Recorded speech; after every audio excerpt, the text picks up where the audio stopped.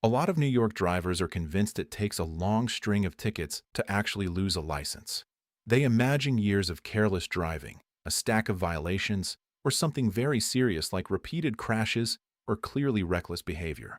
In their minds, suspensions are for other people, drivers who are obviously unsafe or irresponsible. Surprised, beginning in 2026, that belief can quietly put completely ordinary drivers at risk. Under revised rules, just two routine tickets, the kind written every day across the state, can be enough to put your license in danger. Pause, not 10 tickets, not 5. In some situations, just 2. The real danger is that most people are still thinking in terms of the old rules. They assume they have more room to make mistakes than they actually do. They think, one or two minor tickets won't really hurt me. But the state has changed the point system in several ways at once. The total points allowed before a possible suspension is lower. Common violations now carry higher point values, and those points remain on your record for a longer period of time. Put together, this creates a system where normal day-to-day driving choices, a little extra speed, a quick look at your phone in traffic, missing a work zone sign, can now add up much faster than most drivers expect. In this video, I'm going to break down, step by step, how that happens.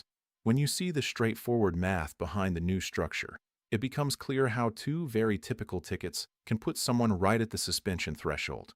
We'll also walk through a realistic situation where a single traffic stop could, on paper, give a driver enough points to hit that line in one night. It sounds surprising, but once you understand how the rules are set up, it's easy to see how a careful-seeming driver could end up there without feeling like they did anything extreme. We're going to look at the specific changes that are being introduced, the three types of violations that now carry the most risk, and a less obvious group of tickets that can quietly add points to your record when you aren't expecting it. If you drive anywhere in New York, commuting, taking children to school, doing errands, visiting relatives, or driving as part of your job, knowing these changes can make a real difference between keeping your license and suddenly losing it. Hi, I'm Artur, and today we'll go through one of the most significant updates to New York's driving rules. Over the last several months, the state has quietly revised key parts of the driver point system.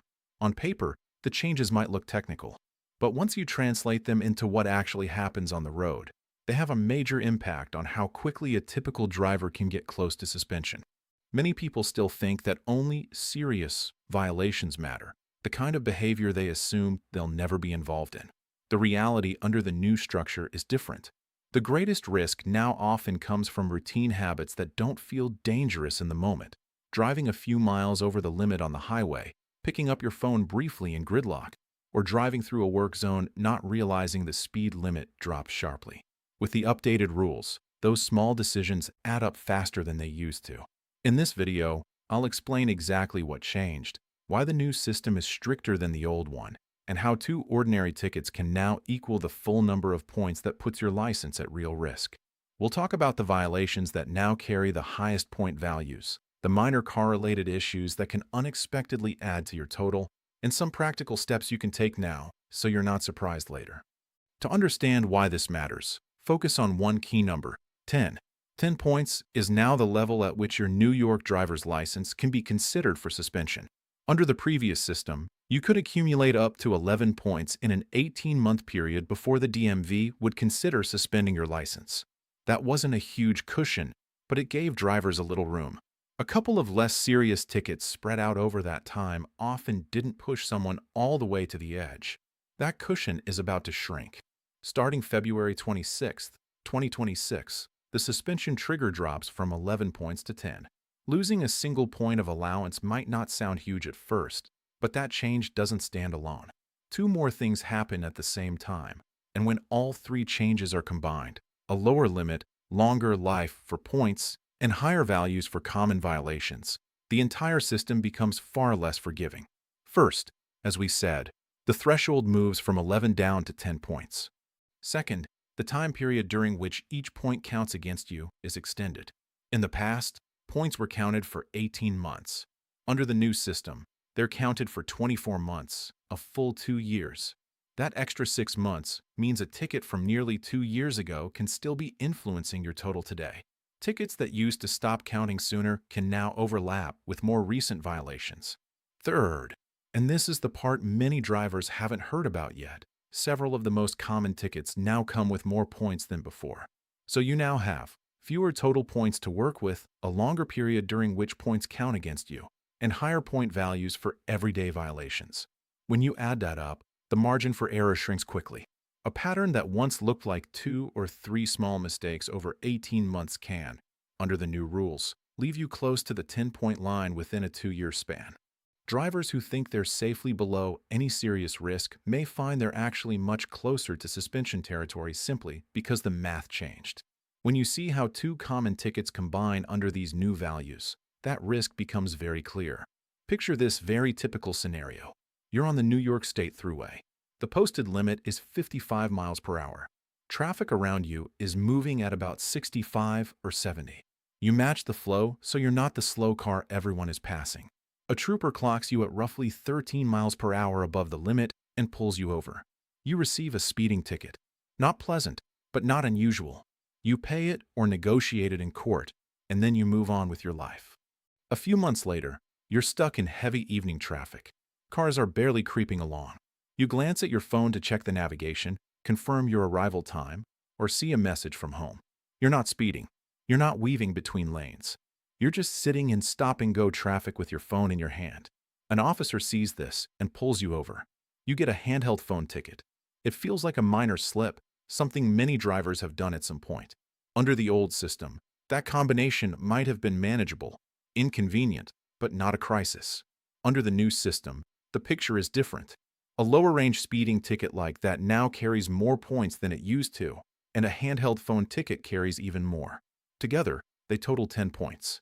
2 stops, 2 tickets, 2 everyday mistakes. And you're now standing exactly at the level where the DMV can move to suspend your license.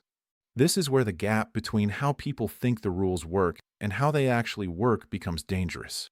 Many drivers are still operating with the old mental model. A ticket or 2 is annoying, but doesn't threaten their license. Under the 11-point, 18-month system with slightly lower penalties, that was often true. Under the updated rules, the same behavior can now put you right at the suspension line.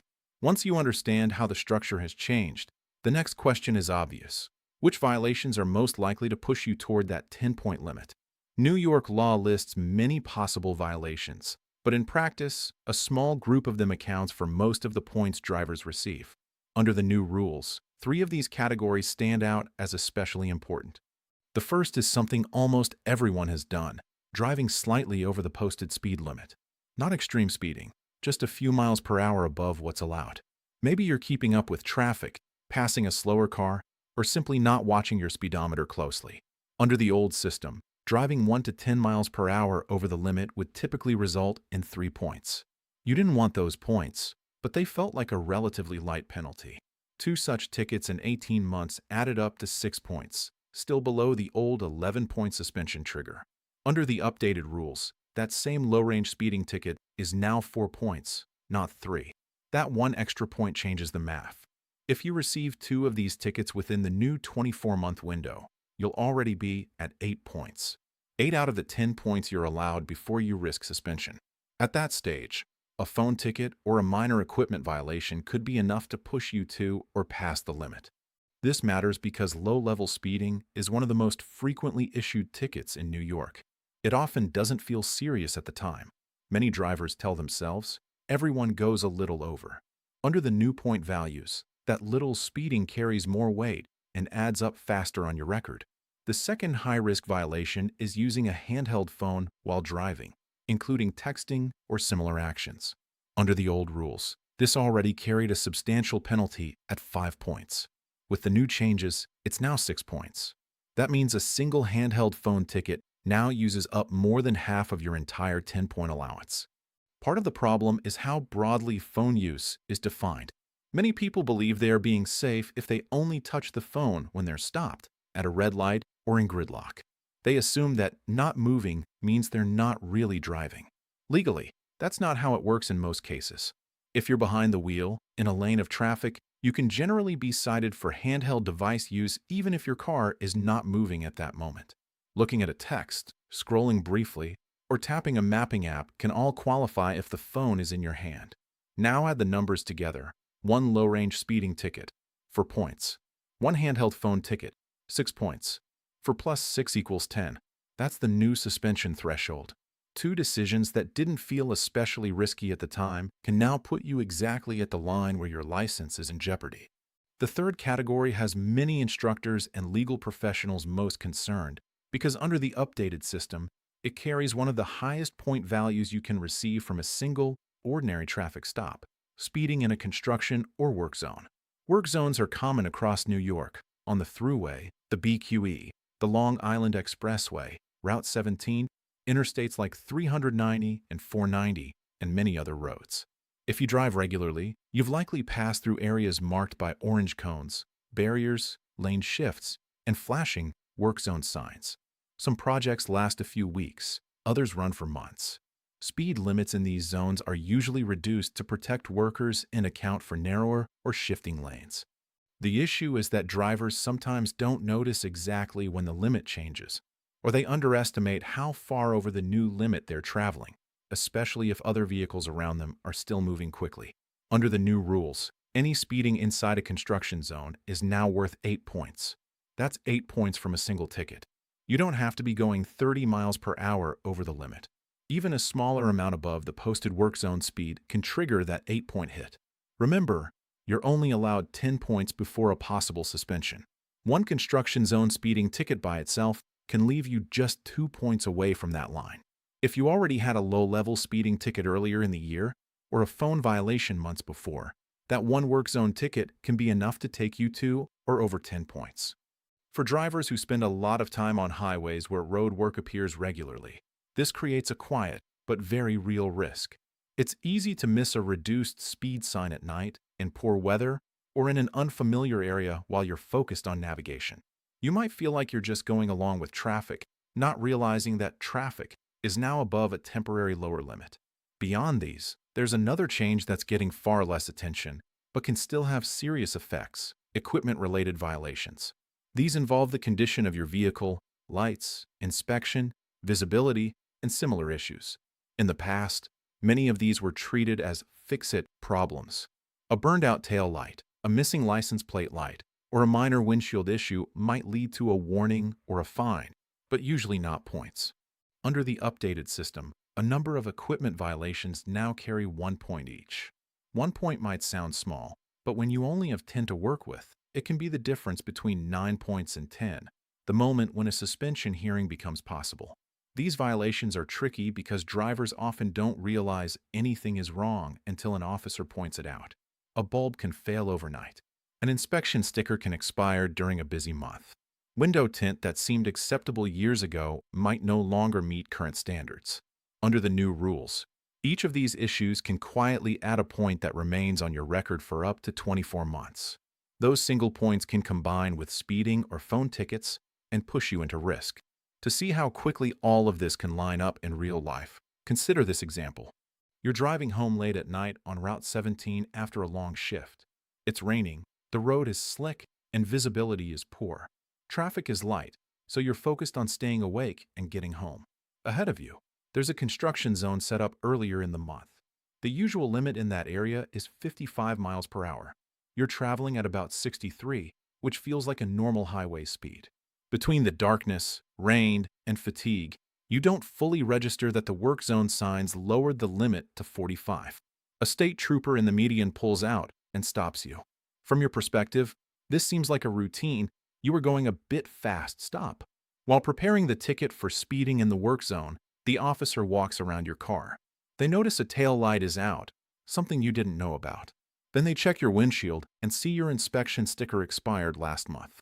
You had planned to renew it, but work and life got in the way. What felt like a single mistake now becomes 3 separate violations. Work zone speeding, 8 points. Tail light out, 1 point. Expired inspection, 1 point.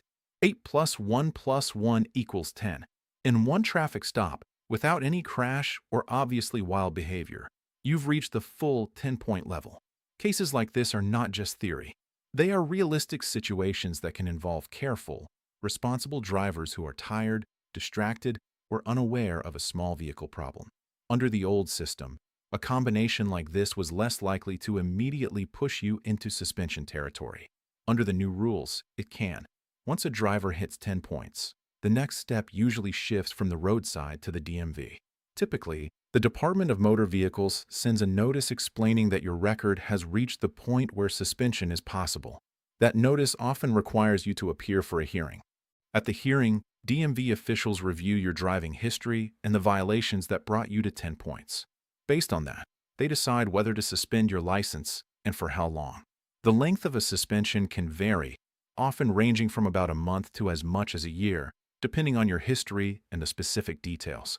While your license is suspended, you generally cannot drive at all, unless you qualify for a very limited restricted or hardship license in specific cases.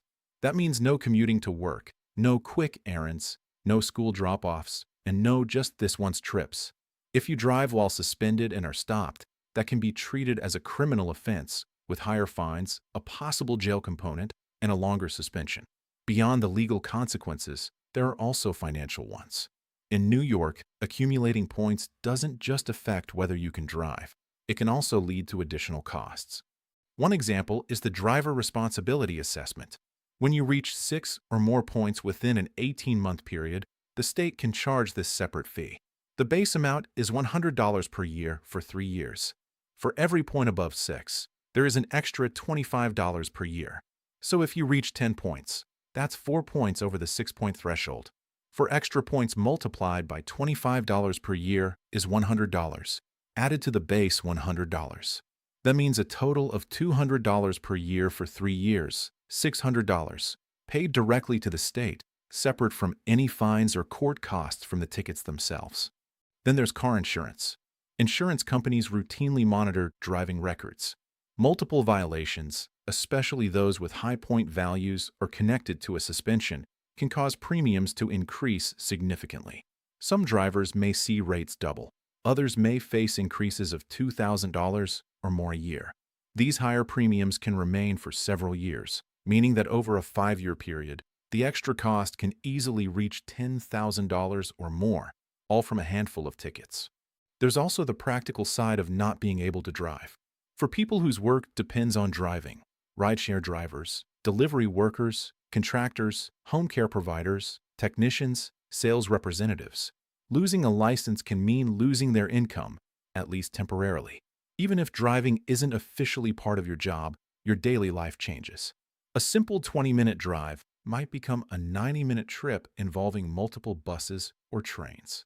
Running errands requires relying on others. Taking children to school, visiting older relatives, or going to appointments becomes much more complicated.